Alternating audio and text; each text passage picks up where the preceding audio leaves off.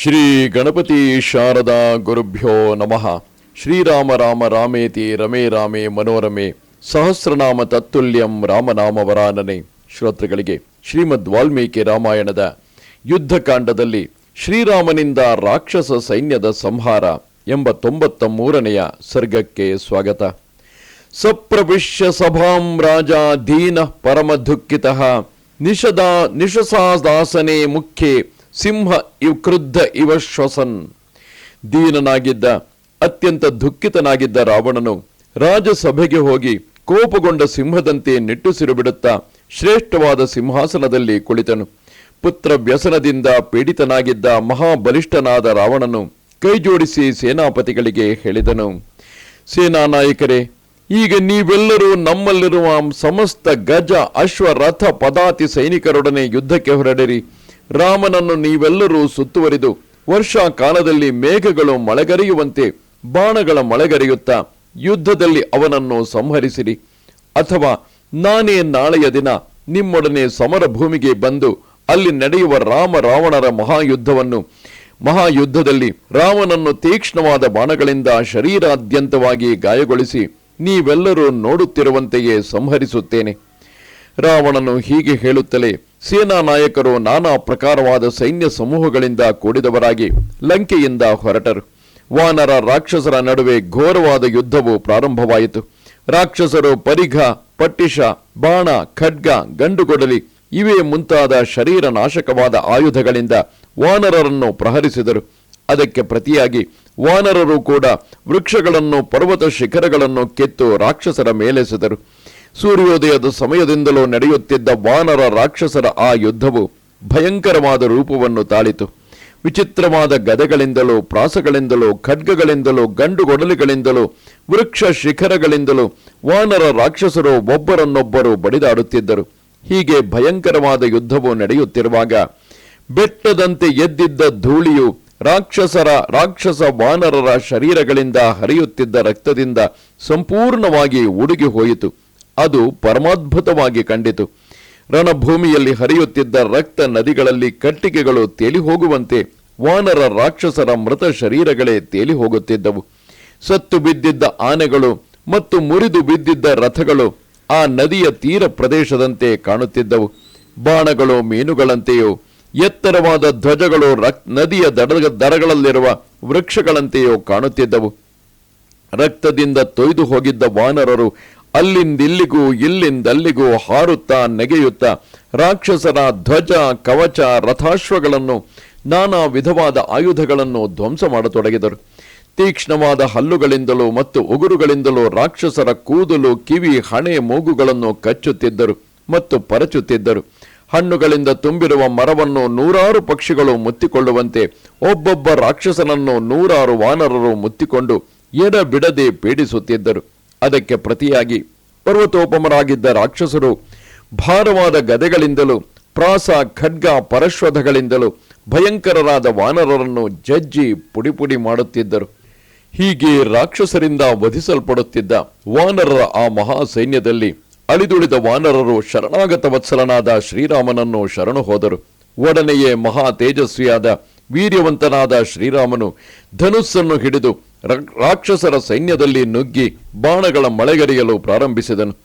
ಆಕಾಶದಲ್ಲಿರುವ ಮೇಘಗಳು ಸೂರ್ಯನನ್ನು ಆಕ್ರಮಿಸಲು ಸಾಧ್ಯವಾಗದಿರುವಂತೆ ರಾಕ್ಷಸ ಸೈನ್ಯದೊಳಗೆ ನುಗ್ಗಿ ಬಾಣರೂಪವಾದ ಅಗ್ನಿಯಿಂದ ರಾಕ್ಷಸ ಸೈನ್ಯವನ್ನು ಸುಟ್ಟು ಭಸ್ಮ ಮಾಡುತ್ತಿದ್ದ ಶ್ರೀರಾಮನನ್ನು ಎದುರಿಸಿ ನಿಲ್ಲಲು ಮಹಾಕ್ರೂರಿಗಳಾಗಿದ್ದ ಯಾವ ರಾಕ್ಷಸರಿಗೂ ಸಾಧ್ಯವಾಗಲಿಲ್ಲ.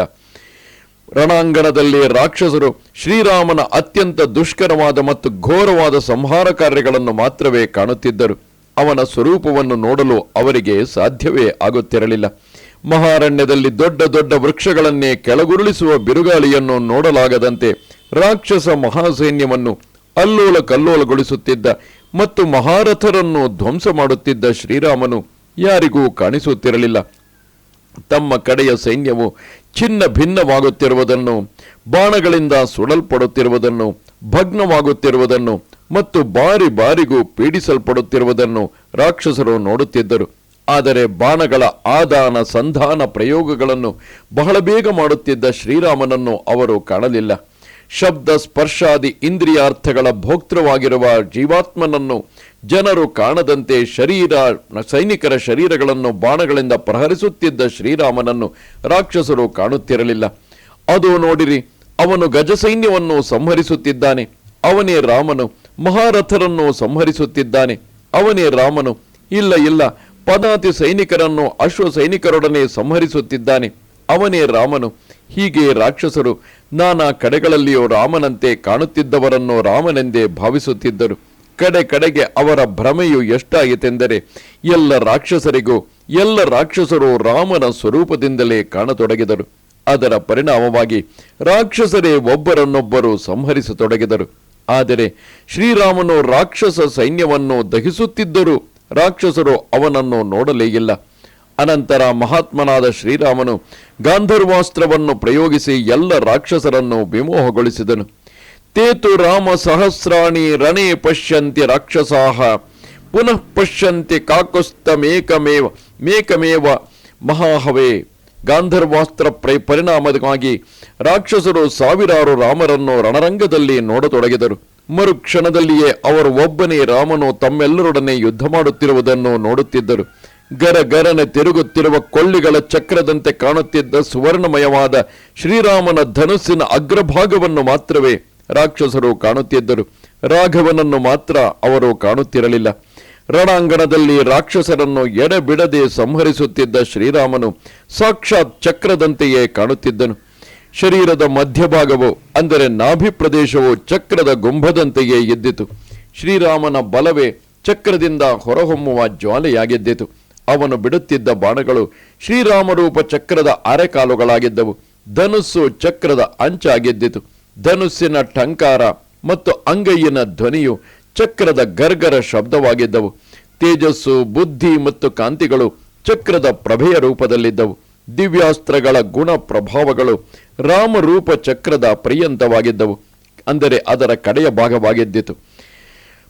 ಪ್ರಳಯ ಕಾಲದಲ್ಲಿ ಪ್ರಜೆಗಳು ಕಾಲಚಕ್ರವನ್ನು ನೋಡುವಂತೆ ತಮ್ಮನ್ನು ಅಡಿಗಡಿಗೂ ಧ್ವಂಸ ಮಾಡುತ್ತಿದ್ದ ರಾಮಚಕ್ರವನ್ನು ರಾಕ್ಷಸರು ನೋಡುತ್ತಿದ್ದರು. ಶ್ರೀರಾಮನು ಏಕಾಕಿಯಾಗಿ ದಿನದ ಎಂಟನೆಯ ಒಂದು ಭಾಗದ ವೇಳೆಯಲ್ಲಿ, ಅಂದರೆ ಮಧ್ಯಾಹ್ನದ 1:30 ಗಂಟೆಯಲ್ಲಿ ಅಗ್ನಿಯ ಜ್ವಾಲೆಗಳಿಗೆ ಸಮಾನವಾದ ಬಾಣಗಳ ಮೂಲಕವಾಗಿ ವಾಯುವಿಗೆ ಸಮಾನವಾದ ವೇಗದಿಂದ ಕೂಡಿದ್ದ 10,000 ರಥಗಳನ್ನು, ಕಾಮರೂಪಿಗಳಾದ ರಾಕ್ಷಸರ ವೇಗಶಾಲಿಗಳಾದ 18,000 ಗಜ ಸೈನಿಕರನ್ನು, 14,000 ಸವಾರರಿಂದ ಕೂಡಿದ್ದ ಕುದುರೆಗಳನ್ನು, 2 ಲಕ್ಷ ಪದಾತಿ ಸೈನಿಕರನ್ನು ಸಂಹರಿಸಿದನು. ಹೀಗೆ ಅಪಾರ ಸಂಖ್ಯೆಯಲ್ಲಿ ರಥ, ಗಜಾಶ್ವ, ಪದಾತಿ ಸೈನಿಕರು ಹತರಾಗಲು, ಧ್ವಜಗಳೆಲ್ಲವೂ ಮುರಿದು ಬೀಳಲು, ಅಳಿದುಳಿದ ರಾಕ್ಷಸ ಸೈನಿಕರು ಶಾಂತರಾಗಿ ಲಂಕಾಪಟ್ಟಣದ ಕಡೆಗೆ ಪಲಾಯನ ಮಾಡಿದರು. ಹತರಾಗಿ ಬಿದ್ದಿದ್ದ ಗಜ, ಅಶ್ವ, ಪದಾತಿಗಳ ದೇಹಗಳಿಂದ ತುಂಬಿ ಹೋಗಿದ್ದ ಆ ರಣಾಂಗಣವು ಕ್ರುದ್ಧನಾದ ರುದ್ರನ ಆಟದ ಮೈದಾನದಂತೆಯೇ ಕಾಣುತ್ತಿದ್ದಿತು. ಬಳಿಕ ದೇವ, ಗಂಧರ್ವ, ಸಿದ್ಧ, ಪರಮ ಋಷಿಗಳು ಶ್ರೀರಾಮನ ಆ ಅದ್ಭುತ ಸಂಹಾರ ಕಾರ್ಯವನ್ನು ನೋಡಿ ಸಾಧು ರಾಮ ಸಾಧು ಎಂದು ಪ್ರಶಂಸಿಸಿದರು.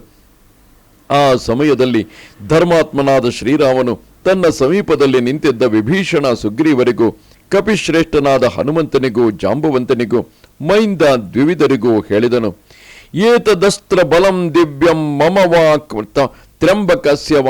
ಗೆಳೆಯರೇ, ಈ ದಿವ್ಯಾಸ್ತ್ರ ಬಲವು ನನ್ನಲ್ಲಿದೆ ಮತ್ತು ಶಿವನಲ್ಲಿದೆ, ಬೇರೆ ಯಾರಲ್ಲಿಯೂ ಇಲ್ಲ. ಶ್ರೀರಾಮನು ತಾನು ಅವತಾರ ಪುರುಷನೆಂದು ರಾಮಾಯಣದಲ್ಲಿ ಎಲ್ಲಿಯೂ ಹೇಳಿಕೊಳ್ಳುವುದಿಲ್ಲ. ಆದರೆ ಕೆಲವೊಂದು ಸಂದರ್ಭಗಳು ಆತನಲ್ಲಿ ಇದ್ದಂತಹ ಆ ನಾರಾಯಣ ಗುಣ, ನಾರಾಯಣಾಂಶವನ್ನು ಪ್ರತ್ಯಕ್ಷಗೊಳಿಸುತ್ತವೆ. ಹಿಂದೆ ತಾಟಕಿ, ಮಾರೀಚ, ಸುಬಾಹುಗಳ ಸಂಹಾರದ ಸಮಯದಲ್ಲಿ ವಿಶ್ವಾಮಿತ್ರರು ಅದನ್ನು ಕಂಡಿದ್ದರು. ಅದೇ ರೀತಿ ಮುಂದೆಯೂ ಕೂಡ ಕೆಲವೊಂದು ಸಂದರ್ಭಗಳಲ್ಲಿ ರಾಮಾಯಣದಲ್ಲಿ ಅಂತಹ ಪ್ರಸಂಗಗಳು ಬರುತ್ತವೆ. ಈಗ ರಾವಣನ ಮೂಲ ಬಲದ ಸಂಹಾರದ ಸಮಯದಲ್ಲಿ ಕೂಡ ಅದೇ ರೀತಿಯಾಗಿ ಶ್ರೀಮನ್ನಾರಾಯಣ ರೂಪಿಯಾದಂತಹ ಶ್ರೀರಾಮನು ರಣರಂಗದ ಎಲ್ಲೆಲ್ಲೂ ಒಬ್ಬರು ಮತ್ತೊಬ್ಬರಿಗೆ, ಪ್ರತಿಯೊಬ್ಬ ರಾಕ್ಷಸರಿಗೂ ಮತ್ತೊಬ್ಬನು ಶ್ರೀರಾಮನಂತೆಯೇ ಕಾಣಿಸುವಂತಹ ಮಾಯೆಯು ಸಂಭವಿಸುತ್ತದೆ. ಇಂದ್ರನ ಪರಾಕ್ರಮಕ್ಕೆ ಅನುಗುಣವಾದ ಪರಾಕ್ರಮವನ್ನು ಹೊಂದಿದ್ದ ಮಹಾತ್ಮನಾದ ಶ್ರೀರಾಮನು ಅಸ್ತ್ರಶಸ್ತ್ರಗಳ ಪ್ರಯೋಗದಿಂದ ಸ್ವಲ್ಪವೂ ಆಯಾಸಗೊಂಡಿರಲಿಲ್ಲ. ರಾಕ್ಷಸ ರಾಜನಾದ ರಾವಣನ ಚತುರಂಗ ಬಲವನ್ನು ಧ್ವಂಸ ಮಾಡಿ ಅದರಿಂದ ಪ್ರಹೃಷ್ಟರಾದ ದೇವತೆಗಳ ಪ್ರಶಂಸೆಗೆ ಪಾತ್ರನಾದನು. ಹಾಗೂ ಈ ಸಂದರ್ಭದಲ್ಲಿ ಮಾತ್ರವೇ ಶ್ರೀರಾಮನು ತನ್ನಲ್ಲಿ ಮತ್ತು ಶಿವನಲ್ಲಿ ಮಾತ್ರವೇ ಈ ಶಕ್ತಿ ಇರುವುದೆಂದು ಕೂಡ ಹೇಳಿಕೊಂಡಿರುತ್ತಾನೆ. ಇದು ಶ್ರೀಮದ್ ವಾಲ್ಮೀಕಿ ರಾಮಾಯಣದ ಯುದ್ಧಕಾಂಡದಲ್ಲಿ 93ನೆಯ ಸರ್ಗವು. ನಮಸ್ತೆ ಶಾರದೆ ದೇವಿ ಕಾಶ್ಮೀರ ಪುರವಾಸಿನಿ ತ್ವಾಮಹಂ ಪ್ರಾರ್ಥಯೇ ನಿತ್ಯಂ ವಿದ್ಯಾದಾನಂಚ ದೇಹಿಮೆ. ನಮಸ್ಕಾರ.